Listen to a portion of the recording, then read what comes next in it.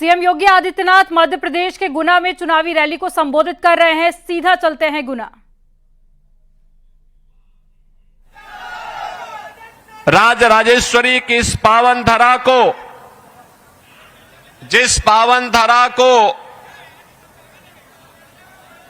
मातृशक्ति की अप्रतिम प्रतीक राजमाता विजया राजे सिंधिया का सानिध्य प्राप्त होता रहा हो, जिस गुना संसदीय क्षेत्र को भारत की राजनीति के उभरते हुए एक सितारे श्रीमंत माधवराव सिंधिया जी ने यशस्वी नेतृत्व दिया हो, इस पावन धरा को कोटि कोटि नमन करते हुए आप सभी अशोक नगर वासियों का मैं हृदय से स्वागत करता हूं, अभिनंदन करता हूं। बहनों और भाइयों, जब मैं अशोक नगर के इस मंच से बोल रहा हूं तो मुझे ठीक सामने अशोक नगर का रामलीला मैदान भी, रामलीला का मंच भी दिखाई दे रहा है।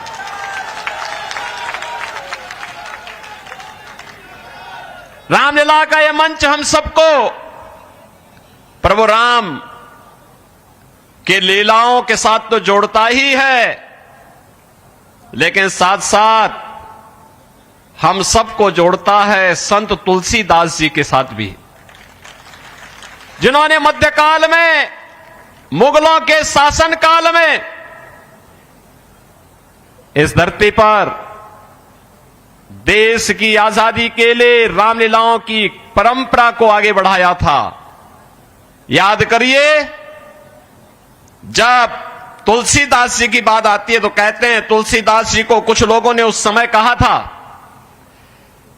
कि चलो आप भी अकबर से मिल लो, वो आपको भी अपने नवरत्नों में शामिल करेंगे। तो तुलसीदास जी ने कहा कि भाई देखो, अकबर कौन है मैं नहीं जानता। तो लोगों ने कहा कि बादशाह है भारत का। उन्होंने कहा भी देखो, मेरा तो बादशाह किसको कहते हैं मैं ये भी नहीं जानता। उन्होंने कहा राजा। उन्होंने कहा देखो, मेरा तो एक ही राजा है और वह है राम। और बहनों और भाइयों, उस मध्यकाल में, मुगलों के शासन काल में तुलसीदास जी ने नारा दिया था, बोलो राजा रामचंद्र की। और बहनों और भाइयों, आज मोदी जी के मार्गदर्शन और उनके नेतृत्व में अयोध्या में रामलला फिर से प्रतिष्ठित हो जाएं। 500 वर्षों का इंतजार समाप्त हुआ और कल फिर प्रधानमंत्री मोदी जी अयोध्या धाम में पधार रहे हैं, वहां पर भगवान राम का दर्शन करने के लिए।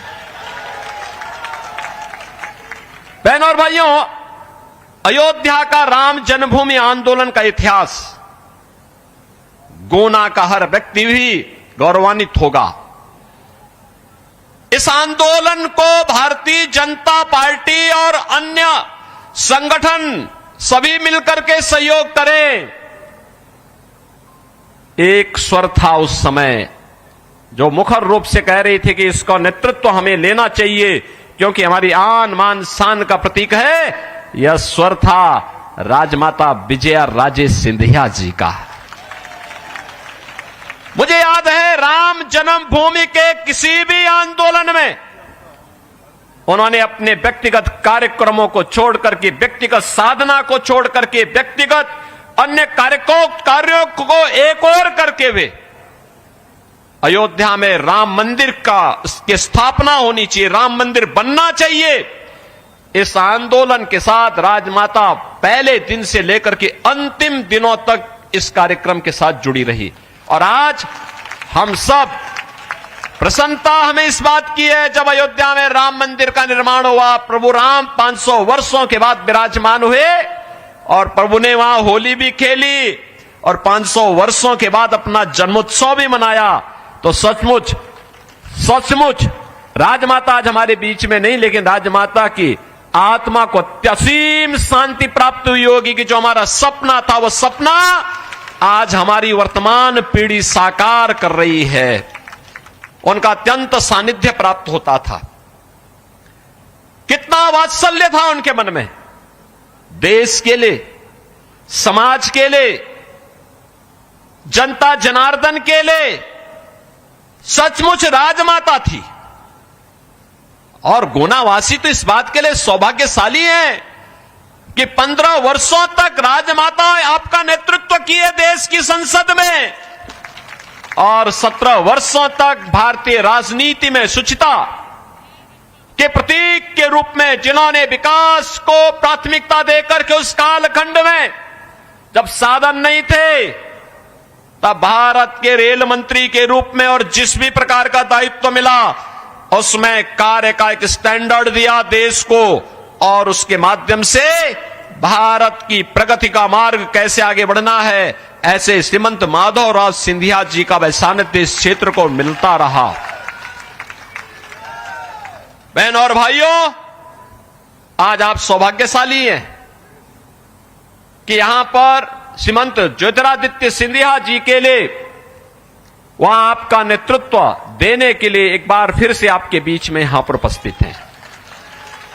उनके पास विकास का एक विजन है और उन्होंने भारत सरकार के नागर विमानन मंत्री के रूप में जो प्रगति की अभूतपूर्व है। आप याद करिए, आजादी के पहले से लेकर के 2014 तक देश के अंदर केवल 74 एयरपोर्ट थे, और उन्होंने पिछले 5 वर्ष के अंदर 150 से ऊपर ये संख्या पहुंचा दी, 150 से अधिक एयरपोर्ट, और प्रधानमंत्री जी के सपने को साकार कर दिया कि हवाई चप्पल पहनने वाला भी हवाई जहाज की यात्रा करेगा। बहनों और भाइयों, हमारा विकास का सारथी तो ऐसे ही होना चाहिए, होना चाहिए ना। और यही कारण है पूरे देश के अंदर आज जो आवाज आ रही है वह यही आवाज है, एक स्वर है। 2 चरणों का चुनाव संपन्न हुआ है।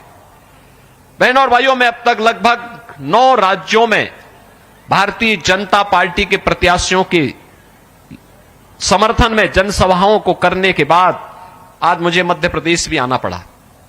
गुना में तो मैं इसलिए भी आया हूं, भारतीय जनता पार्टी के प्रत्याशी के साथ साथ सिंधिया परिवार के साथ और उत्तर प्रदेश के विकास के लिए किए गए कार्यों को सिंधिया परिवार के द्वारा, ज्योतिरादित्य सिंधिया जी के द्वारा, राजमाता जी का जो सानिध्य था, इन सब को आगे बढ़ाने के साथ साथ उसके प्रति आपका आह्वान करने के लिए मैं आया हूं कि कैसे विकास के कार्यों को इस परिवार ने राम जन्मभूमि के मूवमेंट को आगे बढ़ाने में अपना योगदान दिया था, और वही आपका आह्वान करने के लिए आया हूं।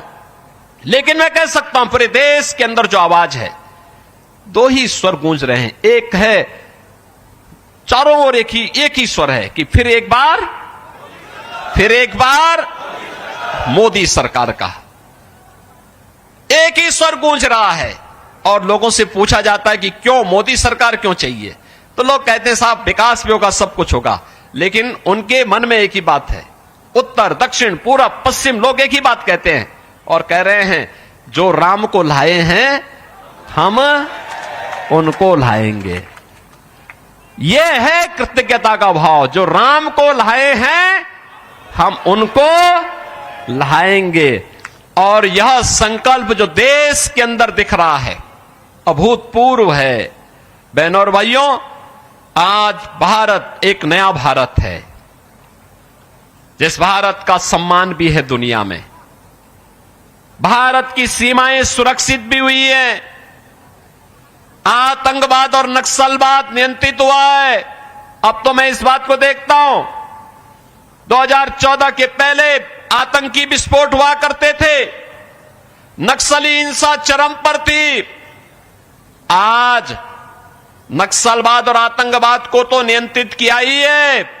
अगर कहीं पर पटाखा भी जोर से फट जाए ना, तो पाकिस्तान सबसे पहले सफाई देता है कि साहब मेरा हाथ नहीं है, देता है ना, क्योंकि उसे मालूम है कि सफाई अगर समय पे नहीं दिया कहीं लेने के देने ना पड़ जाएं। क्योंकि ये नया भारत है, छेड़ता नहीं है, लेकिन अगर कोई छेड़ता है तो फिर छोड़ता भी नहीं है। बहनों और भाइयों, विकास के कार्य किस रूप में? हाईवे, रेलवे, एयरपोर्ट, यानी 10 वर्ष में उतना कार्य हो गया है जितना 75 वर्षों में नहीं हो पाया। लगातार विकास कार्य, IIT, IIM, AIIMS, 1 district 1 medical college, हर घर नल की योजना, ये सब कार्य तो हो ही रहे हैं। लेकिन बहनों और भाइयों, ये भी ध्यान रखिए, पहले लोग भूखों मरते थे, आज 80 करोड़ लोग फ्री में राशन की सुविधा का लाभ प्राप्त कर रहे हैं। पहले स्वास्थ्य सुविधा के अभाव में लोग दम तोड़ते थे क्योंकि पैसा नहीं था, कोई बीमार होता था, पूरा घर तबाह हो जाता था। आज 60 करोड़ लोगों को 5 लाख रुपए की आयुष्मान भारत की सुविधा प्राप्त हो रही है। पहले देश के अंदर पैसे में कमीशन खोरी हो जाती थी और अब तो जनधन अकाउंट खोल दिए मोदी जी ने। पैसा दिल्ली या भोपाल से सीधे आपके अकाउंट में आएगा, बीच में मीडिएटर समाप्त। 50 करोड़ ऐसे गरीबों के जनधन अकाउंट खुल गए। बहनों और भाइयों, ये तो खुले ही, 12 करोड़ किसानों को किसान सम्मान निधि मिल गया। 12 करोड़ गरीबों के घर में नारी गरिमा के प्रतीक शौचालय बन गए। 10 करोड़ गरीबों को फ्री में एलपीजी के कनेक्शन भी मिल गए। करोड़ों लोगों को मकान मिल गया और मोदी जी ने कह रखा है जितने बचे हैं आप भी जाकर के बोल दीजिए कि अगले 5 वर्ष के अंदर उन सबके मकान बनेंगे। अभी से उनके फॉर्म ले लीजिए, मकान बनाने की गारंटी दे दीजिए। बहनों और भाइयों, ये जितने भी कार्य हुए हैं, ये तो मोदी जी कह रहे हैं एक शुरुआत है। अभी तो ये शुरुआत है। हमें तो आत्मनिर्भर और विकसित भारत बनाना है। एक तरफ मोदी जी का विजन, आपकी आस्था को भी सम्मान, सुरक्षा भी, दुनिया के अंदर सम्मान भी, गरीब कल्याण भी, और दूसरी तरफ कांग्रेस का मैनिफेस्टो भी आपने देखा होगा। आपने मुगलों का एक क्रूर बादशाह देखा होगा, औरंगजेब, उसका नाम सुना होगा। और कोई मुसलमानों में भी सभ्य मुसलमान परिवार अपने पुत्र का नाम औरंगजेब नहीं रखता। औरंगजेब सबसे क्रूर मुगल बादशाह था। औरंगजेब ने एक कर लगाया था, उसका नाम है जजिया कर। आज कांग्रेस भी अपने मैनिफेस्टो में जजिया कर की बात करती है। ये जजिया कर क्या है? जो उन्होंने विरासत टैक्स की बात की है। देखो, मोदी जी कहते हैं कि विरासत का सम्मान होना चाहिए। विरासत का सम्मान ही है कि हम अयोध्या में राम मंदिर के निर्माण के लिए 500 वर्षों से लगातार आंदोलन करते रहे, लाखों हिंदू उसके लिए शहीद हुआ। ये विरासत का ही सम्मान है कि आज हम लोग आए हैं। हमने सिंधिया परिवार को मेरे पीठ के द्वारा, हमारी परंपरा के द्वारा इसलिए सम्मान दिया गया क्योंकि उस समय अफगानों के हमलों को सिंधिया परिवार ने उस समय उसको धकेल करके भारत की सीमा के बाहर करने का काम किया था। हम सिंधिया परिवार को इसलिए सम्मान दे रहे हैं, राजमाता के प्रति अपार श्रद्धा का भाव इसलिए है क्योंकि राजमाता का पूरा जीवन इस समाज के लिए, इस देश के लिए था, राम जन्मभूमि के लिए था। और राम जन्मभूमि के मूवमेंट को जीरो से शिखर तक पहुंचाने में उन्होंने अपना पूरा योगदान दिया था। और इसलिए हम श्रद्धा के सम्मान, विरासत का ही सम्मान है। यही है विरासत का सम्मान। और बहनों और भाइयों, एक तरफ मोदी जी कहते हैं कि गुलामी के अंशों को समाप्त करेंगे लेकिन विरासत का सम्मान करेंगे, और दूसरी तरफ कांग्रेस क्या कहती है अपने मैनिफेस्टो में?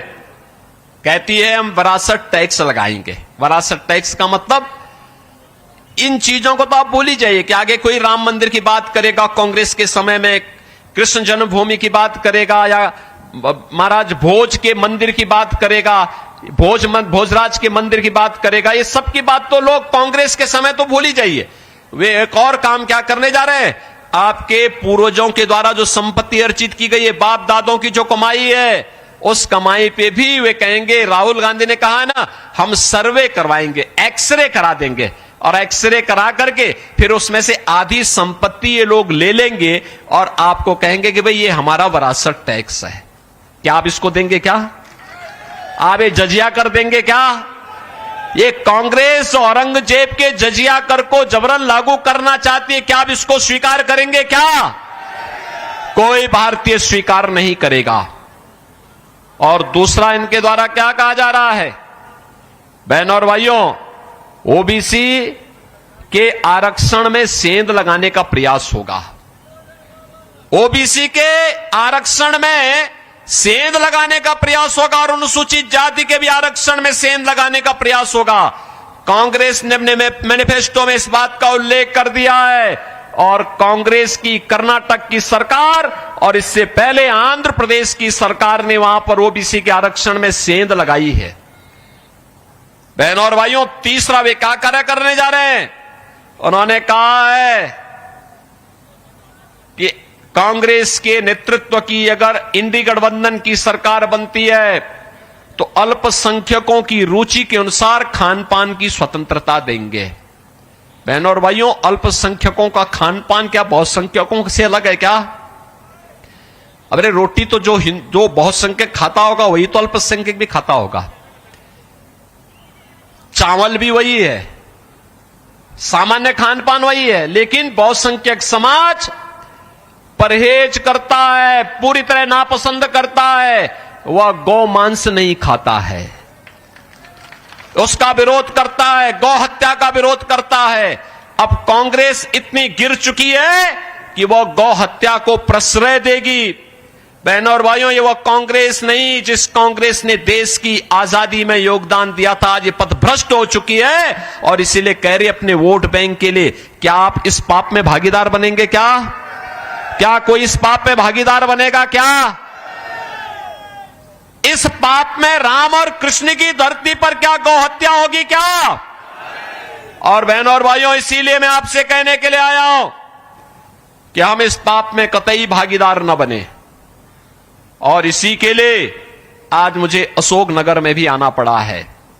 अशोकनगर में इसी बात को लेकर के कि हमें विकास की प्रक्रिया के साथ तेजी के साथ आगे बढ़ना है और पूरे देश की आवाज के साथ गुना संसदीय क्षेत्र को अपनी समृद्ध परंपराओं को आगे बढ़ाते हुए एक लंबे समय तक जिस विरासत के प्रति सम्मान का भाव आपके मन में है, उस सम्मान के भाव को बरकरार रखते हुए हमें नए भारत के लिए, आत्मनिर्भर भारत के लिए, विकसित भारत के लिए मोदी जी के नेतृत्व में आज पूरे देश के अंदर की जो आवाज है, उस आवाज के साथ आगे बढ़ना होगा। और मुझे पूरा विश्वास है बहनों और भाइयों, हम लोगों ने तो यूपी में पहले ही आश्वस्त कर दिया है। 80 लोकसभा सीट हैं, 80 की 80 लोकसभा सीटों में 80 मनकों की माला मोदी जी के गले में उत्तर प्रदेश डालने को तैयार है। और मध्य प्रदेश में भी 29 लोकसभा सीट हैं। इस बार जो मुझे लहर दिखाई दे रही कि 29 की 29 लोकसभा सीट भारतीय जनता पार्टी का कमल खिलाने की तैयारी कर रहा है और इसकी शुरुआत भी हो गई है। खजुराहो से और इंदौर से तो इसकी शुरुआत भी हो गई है ना? आपने देख लिया है ना? तो जब शुरुआत ईश्वर ही सब करा रहा है तो फिर आपको तो उसमें और सहभागी बन जाना चाहिए। गुना में भी प्रचंड बहुमत की सरकार बननी चाहिए। और यूपी के लोगों से तो मैं बोलता हूं, भाई आपने जो संकल्प लिया कैसे पूरा करेंगे? उन्होंने कहा देखिए हम तो संकल्प इसलिए लिए क्योंकि मोदी जी ने और भाजपा की सरकार ने अयोध्या में राम लला को विराजमान कर दिया और उत्तर प्रदेश सरकार में जब भाजपा को मौका मिला तो रामलला तो अयोध्या में विराजमान हुए, लेकिन वहां के माफिया और अपराधी राम नाम सत्य है की यात्रा में भी चले गए हैं। देखा ना आपने? तो बहनों और भाइयों, ये दोनों काम एक साथ केवल बीजेपी कर सकती है और आप इसमें सहमत होंगे ना? मैं आश्वस्त होकर के जाऊं, आश्वस्त होकर जाऊं यहां से? सभी लोग सहमत हैं? यहां से श्रीमंत ज्योतिरादित्य सिंधिया जी को भारी बहुमत से विजयी बना के भेजेंगे। गुना संसदीय क्षेत्र रिकॉर्ड तोड़ेगा, रिकॉर्ड तोड़ेगा। आश्वस्त होकर के जाओ। तो आप सब मेरे साथ बोलेंगे, भारत माता की, भारत माता की, भारत माता की जय श्री राम, जय श्री राम, जय जय श्री राम। जय श्री राम।